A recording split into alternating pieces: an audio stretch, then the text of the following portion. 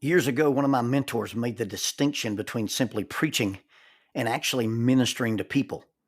He told me people don't care how much you know until they know how much you care. When I became a full time youth and family minister, I realized how inadequately prepared I was for dealing with the complex challenges facing youth, parents, and families. I honestly cared, but I was not competent.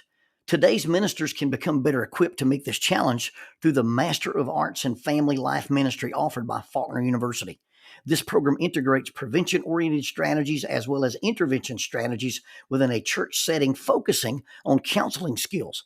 All these courses may be completed online from the convenience of your home or workplace and at a time that is convenient to the schedule of the student. There is a 50% discount for the members of the Church of Christ. Now, although this program is not designed to fulfill any requirements toward becoming a licensed counselor, it is designed to thoroughly equip the minister by providing courses including but not limited to the skills required for counseling couples, families in crisis, as well as dealing with family dynamics, human intimacy, sexuality, parent and character education, as well as church assessments. If you're interested in more information, contact faulkner.edu/KGST. That is faulkner.edu/KGST. KGST stands for Curley Graduate School of Theology. You can also contact graduate enrollment at faulkner.edu with any questions or to explore the eligibility requirements for the tuition discount. Graduate enrollment at faulkner.edu. Faulkner University is a sponsor of Keeping Up with Jones, the Lonnie Jones podcast adventure.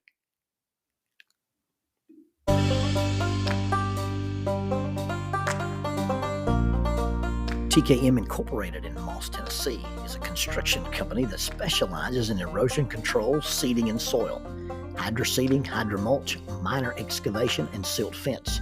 They also provide traffic control and construction signs. Their business is keeping people safe, but their passion, their mission, is they wish that all men could be saved. TKM has adopted the nickname the King's Men because as they serve you, they also serve the King.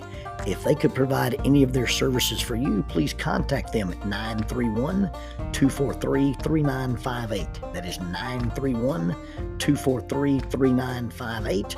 Or you can contact them on the net at tkminc2001 at twlakes.net. That is tkminc2001 at twlakes.net. TKM Incorporated is a sponsor of Keeping Up with Jones, the Lonnie Jones podcast adventure.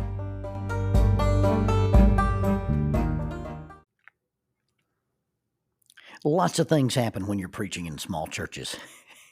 I remember one Sunday morning I was preaching at a little church, and I guess the cable had gone out, or either they had a bad snowstorm, but about every fourth shoulder in that building had a baby on it. And as we started the services and I started preaching, the babies got either hungry or hot, and they started.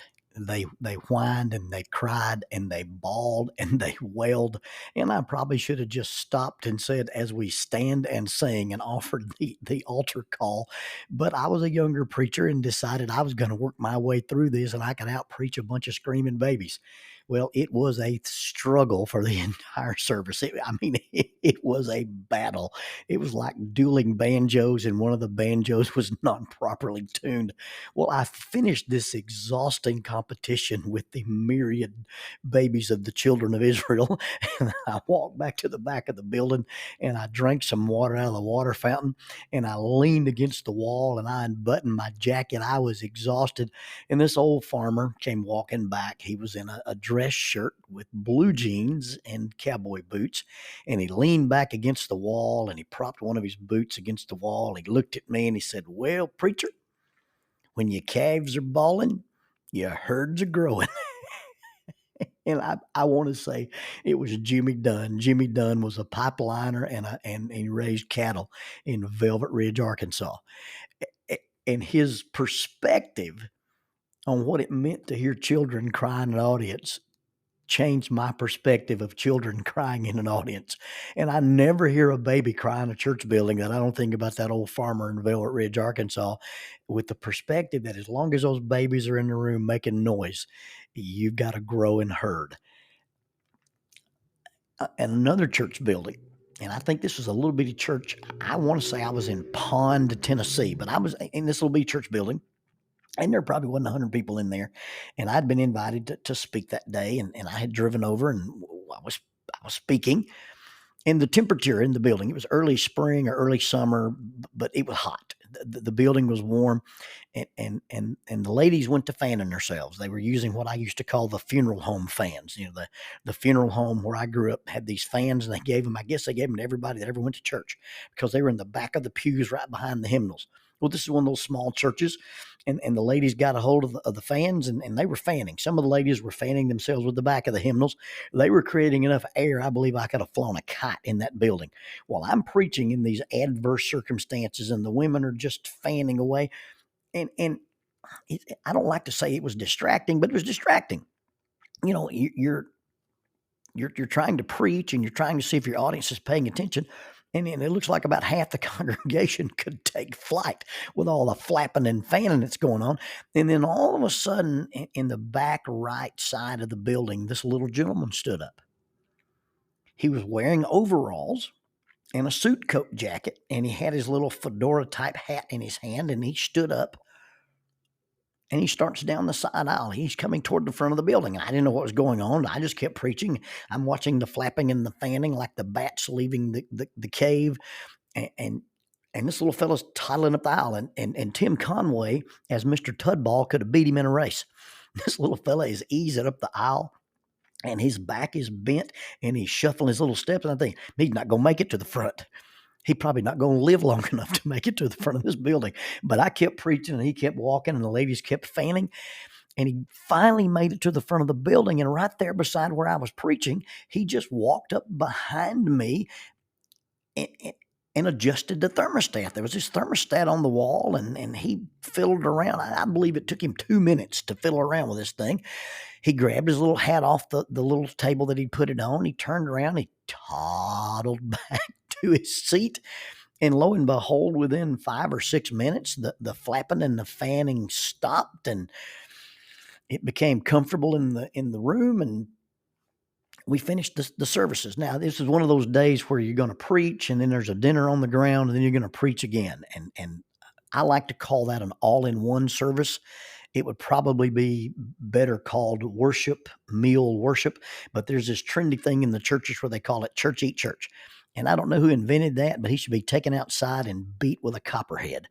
I hate that phrase, church eat church, because it describes too many times what actually happens in churches. But anyway, we've had church, we've had the worship service, and we're sitting in the little fellowship area, and we've got dinner on the grounds, and I've got a plate of food and a glass of unsweet tea, and I'm sitting here eating, and the little gentleman with the suit coat, the overalls, and the hat comes toddling over with his plate, and he sits down, and we're enjoying a meal together. And he looks across the table at me and says, "Well, preacher, was it hot enough for you?" And I had to admit it was warm enough in the church building when things first got started. And then he said, about 4 or 5 years ago, we had an HVAC system put in the building. It's a brand new system that controls our heat and our cooling. That thermostat in the front ain't connected to it. He said, I just toddle up there every now and then and adjust them dials to keep them women happy. Now, if that's not the wisdom of an old farmer or a master psychologist, or maybe even a Jedi master, I don't know what it is. Or maybe it's just the common sense to understand the simple power of a thermostat. And a thermostat is different than a thermos. You know, there's that story, the guy, he's on a construction crew, and he's got a little paper sack, and as he's getting ready to eat his lunch, a guy sits down, and he has this massive thermos, and he undoes it, and the guy says, "What's that?" And his friend said, "Well, this is a thermos." He goes, "Well, what does it do?" He said, "Well, it keeps hot things hot, and it keeps cold things cold."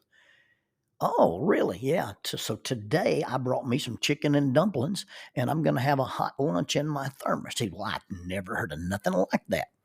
Well, a couple of days later, the same gentleman who had just been introduced to the thermos shows up at work, and he's sitting by another worker, and it comes to, it's their lunch break, and he pulls this thing out. And his friend, who's not as smart as him, says, "What have you got there?" He said, "Well, this is called a thermos." He said, "Well, what does it do?" He said, "Well, it keeps hot things hot and it keeps cold things cold." He said, "What do you have in it?" He said, "Well, I got tea and chili." Well, a thermos takes what is given it, and it keeps hot things hot and it keeps cold things cold. A thermometer reacts to the environment. If it's hot, the thermometer rises. If it's cold, the thermometer goes down. But a thermostat, the power of the thermostat is that it can take a cold room and make it hot, and it can take a hot room and make it cold. Now, in the case of the Jedi farmer, it was the perception that he had the power to control the air, and that perception led the ladies in the audience to allow themselves to be controlled, because whoever controls your thermostat controls you. You see, our perceptions about how much power or how much control things or people have in our lives is one of the keys to why we can lose or gain joy or happiness. In Warren Wiersbe's book, Be Joyful, It Beats Being Happy, he says there are four things that rob us of joy: circumstances, people, things, and worry. We have those things. We let them have that kind of power over our happiness. Does the house you live in really control your joy? Does another person's acceptance, approval, rejection, or negative reaction to you really have the power to control your joy? You see, when you start talking about circumstances in life, whether they're actually circumstances, the economy, wealth, health, or it's other people and their interaction or their reaction to you, it's really going to boil down to a question of being regulated or being the regulator. Who controls your thermostat? Are you the thermostat or are you the thermometer? Are you the thermostat, the thermometer, or the thermos? Do you just take things as they are? Do you react to things, or do you regulate things? Now, that's not to say that circumstances aren't ever truly adverse. That's not to say that circumstances can't be difficult or overwhelming, and it's not to imply that difficult people are as pleasant and easy to get along with as other people, but it is to say that in those circumstances and in those environments and with those people, the only thing that we can actually regulate or control is not their behavior, but our response to their behavior. The same is true about the environment or the circumstances we find in ourselves. You see, the inability to control the environment does not mean we cannot regulate our response to the environment. John Gottman, a famous marriage therapist, talks about couples in conflict. And when he's talking about couples in conflict, he basically says he looks for four markers or four things that he uses to predict divorce. In fact, years ago, Gottman said he could sit in a room with a couple and listen to them argue for 10 minutes and predict divorce with like 95% accuracy. And what he identified in couples was what he called the four horsemen of the relationship apocalypse. He talked about contempt, defensiveness, negativity, and stonewalling or withdrawal, where one partner just simply says, "I'm done," and disengages. And for years, I've taught in marriage seminars, and for years in working with couples, I've said that the speaker is in control of contempt. But I've come to realize that contempt can be real or perceived. So you can say something to me and mean it with good intentions, but I can perceive it as contemptuous. I can perceive it as harsh. I can perceive it as demeaning. I can perceive it as attacking. So let's take the worst case scenario. And you've got someone speaking to you and they're full of contempt, and the contempt is intentional. Well, as the hearer, as the thermostat, I can regulate my response to your contempt. I don't have to let your contempt control me. I don't have to be that thermos and say it's hot, so it's hot, it's cold, so it's cold. I don't have to be the thermometer and say, well, because of this, I have to react this way. Now, I'd like for you to say it differently. But once you've said it, I can choose to hear it. I can choose to interpret it. I can choose to regulate it differently. And I get it. And then we don't have time to talk about, toxic people. But mean people are mean and rude people are rude because they've learned along the way that is how they get their way. But if I'm going to thermostat that, if I'm not going to thermos it and I'm not going to thermometer it, but I'm going to thermostat it, the first thing I have to do is not react, not just accept that it's hot or cold and not let it change the way I am. But rather than react, I'm going to control my response to it. Now, even though the delivery was harsh, or even though the delivery was rude, even though the delivery was impatient or demeaning, I can adjust the dial and ask myself, what is the underlying need? Now what they've said in an inappropriate way. In a perfect world, perfect people express unhappiness as a positive request to have their needs met. So when an imperfect person uses an imperfect delivery, I can let that heat me up. I can become defensive, or I can regulate my response by asking myself, underneath all the harshness, underneath all the negativity, underneath all the drama, is there an underlying need that they're wanting to be addressed? Is there an underlying need that they're asking me to meet? You see, the whole idea of if your enemy is hungry, feed him. If your enemy is thirsty, give him a drink comes to mind. It's finding a way to take what you're saying and not get lost in how you said it, but finding a way to take what you've said and look for that need and to deliver a need rather than simply the need to react to your delivery. Now that's a vital skill in being a thermostat person. Now, in the little church in Tennessee, were the people actually cooler? Or did they simply feel cooler because of what the Jedi farmer did? You see, when he toddled up to the front of the building and started messing with dials, they interpreted his action as an attempt to meet their needs. But in all actuality, he was faking them out. He was tricking them. And I guess, honestly, he was actually manipulating them. But what they chose to believe, or at least what they interpreted what he'd done, was addressing their needs. And at least in their minds, the temperature in the room got cooler. Our willingness to interpret the other person as asking for a need or trying to be benevolent is the difference in whether we're a thermos, a thermometer, or a thermostat. Jackie has the ultimate thermostat saying. It's on a sign in our house. It's a little piece of wood, and it hangs in the hallway right at our bedroom, and it simply says, choose happiness. Now, that's not to say she does not have wants, and it's not to say she doesn't have complaints, and it's not to say that she never has any disappointments. But what it does say is that over the years, she's adopted a mindset that ultimately she's the one who regulates her own happiness. And that in spite of how other people behave, in spite of circumstances, in spite of things, and in spite of worry, she's the one who regulates her own happiness. And in talking about self-regulation, and in talking about response to our own emotions rather than other people's actions, inactions, or interactions, Daniel Goleman, in his book Emotional Intelligence, describes it like this. And there's basically 4 points. Is a verbatim quote out of Goleman's book on page 45. Number 1, self-regulation. This is managing emotions.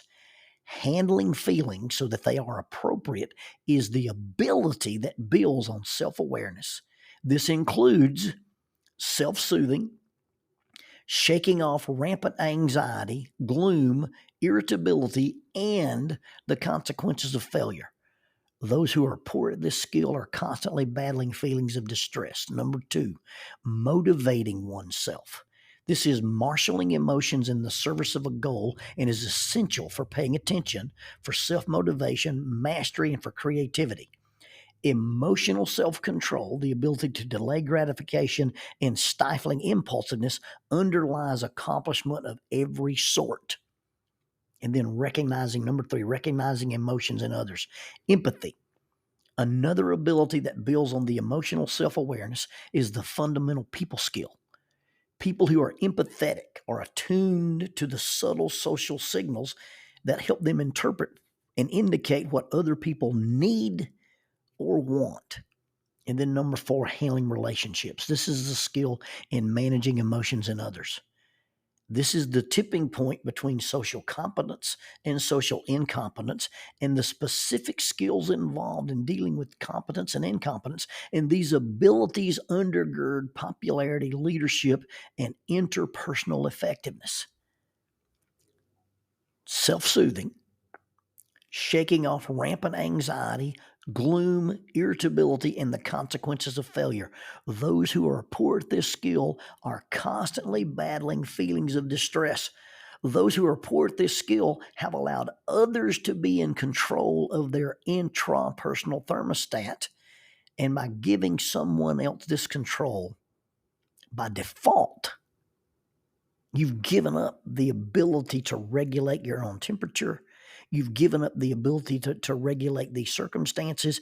And by default, when you give up this skill, by default, you've given control away of your intrapersonal thermostat. And by default, you become a thermometer.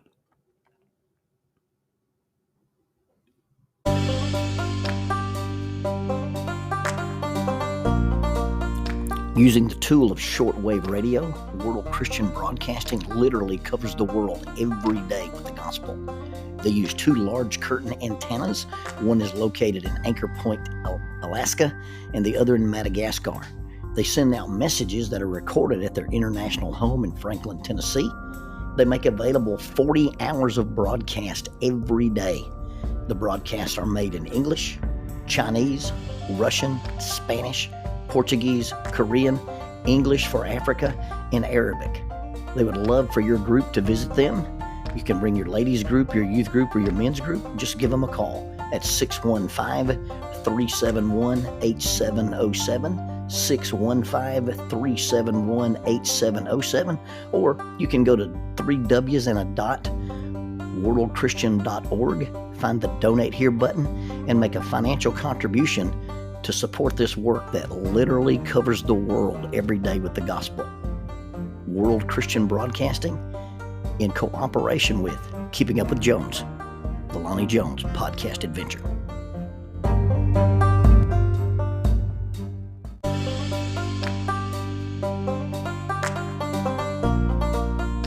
Keeping Up with Jones, the Lonnie Jones podcast adventure. I am your host, Lonnie Jones. My wife Jackie and I moved to the city of Huntsville in 1986 for me to be a youth and family minister. I have been a minister since 1980. I have served in this community as a police chaplain assigned to a SWAT team since 1992, and I've been in private practice as a licensed professional counselor since 1998. I'm also an adventure educator and an avid outdoorsman. I dabble in rock climbing, and I goof around with Brazilian Jiu-Jitsu. Our life has been full of many wonderful experiences, and some just outright adventures. I used to write about those things in a little church bulletin article, so now instead of asking you to read those things, we're just going to talk about them in our podcast. And as we talk about them, we're going to talk about the facts. The facts lead to concepts, and the concepts lead to application. One caveat about the facts is, for the most part, we're going to tell you the facts just as they happened. But every now and then, we're going to tell you the way other people have told us they remember it happening, with a little bit of embellishment. It's all good, clean fun and for educational purposes. Thank you for listening, and we hope you enjoy Keeping Up with Jones.